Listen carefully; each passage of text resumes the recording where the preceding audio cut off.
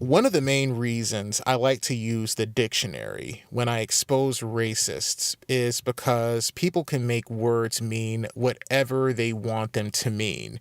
And people typically do this with the term racist. People who absolutely fit the definition of what a racist is will always make the word mean something they are not. For instance, any normal person will say that a racist is an individual who makes judgments against others based on race. That's what pretty much any dictionary you pick up will tell you as well. It has nothing to do with hate or how you emotionally feel about an individual or group of people. But of course, the alt-right is rooted in the belief that judgments against entire groups of people based on race is justified. So what people in the alt-right do is change the definition of the term to mean something entirely different from what it actually means. They literally will define racism out of existence for themselves. But the thing is, people are not born racists. A lot of them become racists because of networks like Fox News and online publications like Breitbart in the United States and the Daily Mail in the United Kingdom. All three news platforms are extremely popular on the right and also paints black people in the absolute worst light possible on a daily basis. Most people who frequent these platforms don't get to gain a lot of experience actually interacting with black people in person, mainly due to how unfortunately segregated America and other parts of the West still are. Because of that, the only education these people are getting about us is through these platforms. It then becomes quite obvious how these people develop such horribly racist views about black and brown people, that they're lazy, irresponsible, and criminally minded. If the only data I was collecting about a group of people was as negative as these platforms often portray us to be, I would be a racist too. But it isn't just people of color anymore who claim to experience racism. Many people, mainly on the right, who are white, claim they too are victims of systemic racism. Many of them will say that there is a rise in anti-white rhetoric that they feel is responsible for shaming white people for the sins of their ancestors and making them feel bad for being white. Okay, fair enough, but that, ladies and gentlemen, is the full extent of their complaints most of the time. I don't usually hear about how they were mistreated by any actual institutions or how whites were somehow deprived of opportunities as a result of this anti-white racism. Of course, when whites are far more likely to find work on average than comparably educated blacks, receive lighter sentences for committing the same crimes even when adjusting for prior convictions, and are shot at a quarter of the rate blacks are by police when they are unarmed, it's difficult to see any sort of anti-white racism going on in America or even in the West outside of anti-white rhetoric. One of the biggest privileges of whiteness in America is the fact that the most extreme form of anti-white racism whites commonly report having to deal with is essentially name-calling, being called racist. And look, I completely understand why being called a racist is hurtful, and I absolutely agree that the stereotype of racist levied against white people, especially white conservatives, and especially white Southern conservatives, is not fair. I am very careful not to prejudge people without merit. But let us be clear, black people get the same thing all the time, if not worse. As bad as the racist stereotype is, it has never been shown, at least not commonly, to actually keep white people from being treated fairly by our criminal justice system, keep white people from gaining employment, or prevent white people from being treated fairly by our education system. As much as white people are sick of being stereotyped as racists, we're tired of being stereotyped as thugs, lazy, stupid, or violent. And these stereotypes absolutely have been shown to have real-world systemic consequences for us. The black thug stereotype levied against black men has indeed resulted in the unfair treatment of blacks in our criminal justice system from how we we are treated by police and sentenced. Not only that, we are far, far less likely to find work if we have a criminal record than a white person with the same criminal record. The black lazy stereotype, as well as the black stupidity stereotype, has shown that blacks, even with the same level of education as whites, are up to 2.5 times more likely not to get called for an interview if they have a black-sounding name. Blacks with a 4-year degree from college are twice as likely to be unemployed as whites, even when you adjust for the same degree. Black people have to deal with way more than just being called racist or whatever else people want to call us. Those who complain about the uptick in anti-white rhetoric are justified in their claims. There absolutely is an uptick in anti-white rhetoric, and I don't condone it. However, the racial divide in America, and really in the West, is at an all-time high right now. So yes, there is a rise in anti-white rhetoric, but there is also a similar rise in anti-black and anti-brown rhetoric as well. But black people have a lot more to worry about than just rhetoric. If all we had to deal with was rhetoric, do you really think black athletes would be kneeling before football games? Do you really think Black Lives Matter would be marching? We've been dealing with anti-black rhetoric for 400 plus years. Latinx people have been having to deal with anti-Hispanic rhetoric for decades. Jews have had to deal with anti-Semitic rhetoric for centuries. So yes, while I feel your pain with regard to anti-white rhetoric, and like I said, I don't condone it, be thankful that for the most part, all you have to deal with is rhetoric. People of color have to deal with way more than that. Let me jump to a totally different topic for a moment and say something about these NFL protests. People talk about these protests are dividing us. Well, here's my thing. If division is what is necessary to call attention to racial injustice, so be it. Only those in power can divide anyway. Blacks do not have the institutional power to divide whites from anyone. It's also funny how all throughout history, whites have done everything in their power to be able to walk down their neighborhood streets and not see a black person, yet we're the ones who are divisive. And as far as the flag being disrespected or black people not being patriotic enough, let me say this. Black Americans are not the least bit obligated to prove to anybody how much they love this country. We helped build this country for free, fought in every major war the United States has ever been in, and have lived in this country every bit as long as white people have.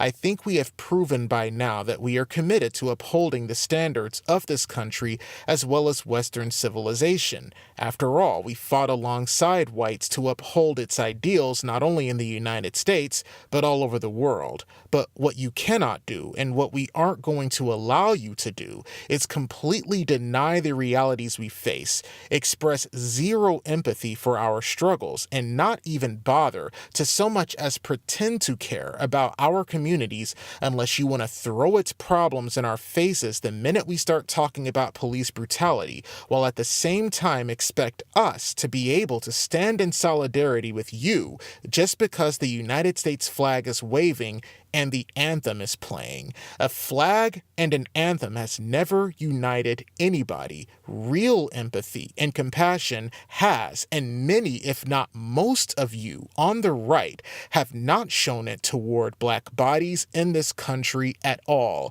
You don't like that? Fine, but I'm telling you how black people feel. So many of these people complaining about NFL players kneeling in truth see black people as disposable, worthless, and black people as lazy, criminally minded thugs that should stay the hell out of their neighborhoods, yet they think because we all live in the same country, we're supposed to just ignore all of that as soon as the anthem plays at a sporting event and pretend to be united. Give me a break. But what about black on black crime? This is an objection you hear all the time. The right loves to indict black people by bringing up crime statistics, out of wedlock birth statistics, and other things to paint black people in the worst light possible to somehow deny or in other cases justify systemic racism against black people. And of course, when we call them out for doing this, they will say the phrase, and I'm sure you all have seen it in YouTube comment sections, and that is, facts are racist. Now, of course, anyone could argue that using statistics to justify our oppression or deny the existence of it altogether is completely different from the statistics themselves. The same goes for guns. Conservatives love to say that guns don't kill, people do. Well, facts aren't racist, but racists often use facts and statistics as an argument to justify systemic racial inequity. So yeah, we don't believe the facts you present themselves are racist statements, but the weaponization of those facts, that is to say, using them to justify the school-to-prison pipeline, racial profiling, and/or police brutality, is racist. But of course, you black people better not dare bring up facts about the history of white people and how they subjugated and oppressed people of color practically everywhere they went around the world. When they learn these facts in high school, they claim that it's anti-white. When we talk about white privilege, which is the benefit whites enjoy from historic and current-day systemic racism, that's anti-white. All of a sudden, facts are racists. You see, when we call them out for justifying systemic inequality with statistics, we're told that we're just snowflakes who can't handle the truth and that facts are racist. But of course, when we bring up historical fact that supports the truth of white privilege, well, that's anti-white racism.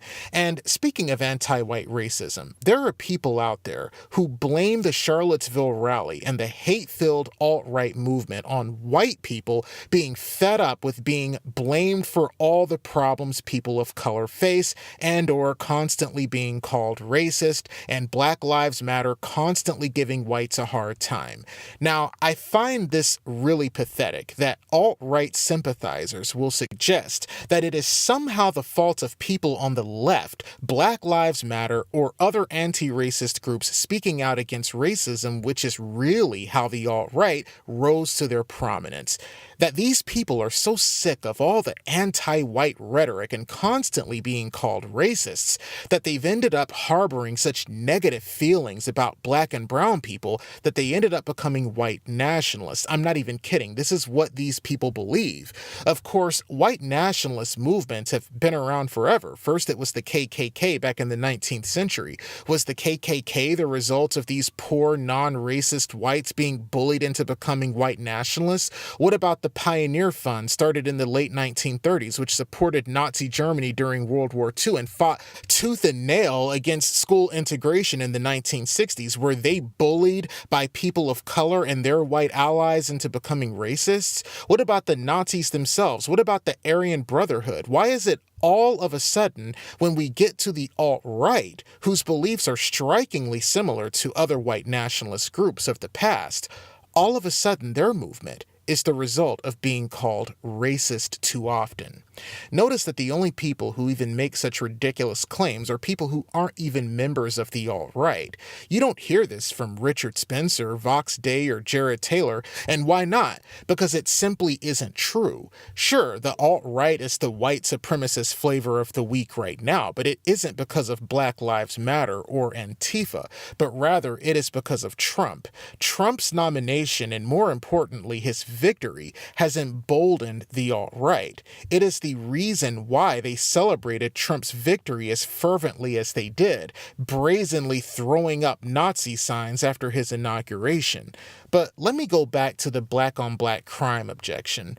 One of the most common objections to the argument that white privilege exists is the idea that blacks commit more crimes. So, in other words, black people are poorer than whites because they deserve to be poorer. Blacks are more likely to live in poverty due to the faults of their own community. That's kind of how the argument goes. This argument isn't the least bit new. Crime rates were higher in the black community during the 1940s, but certainly nobody's going to blame blacks themselves for the formal system of racial inequality they faced then, and nobody would argue that blacks are treated equally by our law enforcement either. In fact, I think most honest people, both liberal and conservative alike, would agree that blacks probably committed more crimes more often because they lived in environments that made these things more likely to occur, and they lived in these ghettos, mind you, due to a formal system of racial discrimination with regard to housing, and we have to keep in mind that these ghettos still exist today. It has literally only been 50 years since America signed into law the Fair Housing Act of 1968. Yet, despite not receiving reparations to help catch up, the people in these communities themselves are being charged up for these ghettos not suddenly just disappearing into thin air. Black school dropout rates were higher as well during segregation, but of course in 2017 we can be honest and concede that maybe blacks didn't enjoy the same opportunities whites did with regard to education either. But we need to be clear, the people that raised this what about black on black crime objection really couldn't care less about the black community, because if they did, they would be well aware that violent crime is addressed in communities of color more than any other issue is. There are more marches and demonstrations against violent crime in the black community than anything else, and it's not even close. They just don't make Fox News because it isn't salacious, nor does it push the narrative of blacks being lazy, irresponsible dindus. There are more than 70 organizations in the Chicago area alone that advocate for ending violence. But because Black Lives Matter doesn't primarily focus on violent crime, they're attacked by the right for not dealing with the, quote, real issues facing the black community. Of course, more black people die from heart disease than gun violence each year, so are the 70 anti-violence groups in Chicago not dealing with the, quote, real issues facing the black community, not addressing the real issues facing the black community in the way of heart disease and diabetes, which kills more black people than anything else? Of course, anyone with two brain cells to rub together would tell you that the reason Black Lives Matter doesn't address black on black crime is, number one, black on black crime isn't a problem everywhere in the country black people live, despite what the right-wing media wants you to believe. Black on black crime is concentrated heavily in certain urban areas like Chicago, Baltimore, Detroit, St. Louis, and other places. And in these communities, there are already countless initiatives on a local level to address gangs and violent crime. And number two, Black Lives Matter and other groups like it are not just protesting against police brutality. They are protesting against police brutality going unpunished. If police were actually being punished for killing unarmed black people on camera, Black Lives Matter wouldn't be protesting, Colin Kaepernick wouldn't be kneeling, and I probably wouldn't be on here telling you that is the reason they're protesting and kneeling. Again, the only people who claim that violent crime isn't being talked about in the black community are people who have never nor would ever actually step foot into these communities and talk to the people that live there. They're the type of people who believe themselves to be experts on black people because they watch Fox News, read Breitbart, the Daily Mail, etc., and can rattle off the same statistics every right-wing pundit rattles off about black people. It's actually kind of pathetic, and you don't learn about any group of people just by reading blogs about them on the internet. If you truly want to become an expert on black people and the communities in which they live, you actually have to get off your privileged butt and do the work of speaking to them in person. Of course, nobody denies that fathers are necessary in a child's life. Right-wing pundits often like to allude to this so-called epidemic of fatherlessness in the black community, but to suggest that any such epidemic exists would be an overstatement. The reality is, according to the CDC as well as Pew Research, while it is true that 74% of black children are born out of wedlock, this certainly does not mean that all or even most of them will grow up without fathers in their lives. In fact, unmarried black men are more likely to be actively involved in their children's lives than unmarried men from other ethnic groups. And we also need to be clear that while it is certainly preferable for children to be born into families where both the mother and the father are married, the actual number of out-of-wedlock births across all races is at a 30-year low. The 74% figure appears high at first glance, but the reason it does is because black married couples are having far fewer children than they once did. Far more blacks than ever before are simply just choosing not to get married. Not only that, but blacks are not staying married at the rate they once did. The divorce rate in the black community is at an all-time high, unfortunately.